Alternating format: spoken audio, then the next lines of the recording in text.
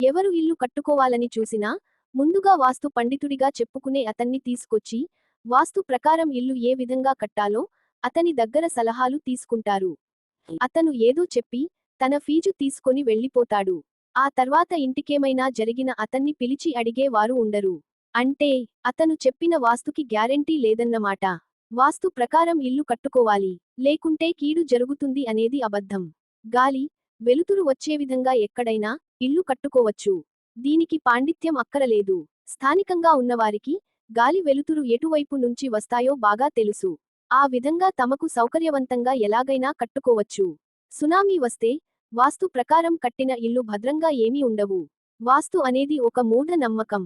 ఈ మధ్య ఏదీ కలిసి రావడం లేదని 10,000 ఇచ్చి వాస్తు పండితుణ్ణి తీసుకొచ్చి ఇంటిలో దోషం ఏమైనా ఉందేమో చూడమంటే గ్రౌండ్ ఫ్లోర్లో ఉన్న అన్ని పిల్లర్లు కూలివేసి వాటి స్థానంలో కర్రలు పెట్టమంటున్నాడు. వాస్తు కేవలం గాలి, వెలుతురు, సౌకర్యం అంతే. జీవన విధానం మహా అయితే ఆరోగ్యం. అందుకని ఈశాన్యం వైపు పెట్టగోడ ఒక్క అరడుగు లేపావంటే యజమాని ఠ దెబ్బకుఠ దొంగల ముఠ అనక్కలేదు. ఈశాన్యం వైపు గోడకి యజమాని ప్రాణానికి సంబంధం లేదు. మిత్రులారా, దయచేసి సబ్స్క్రైబ్, లైక్, కామెంట్, షేర్ చేయండి.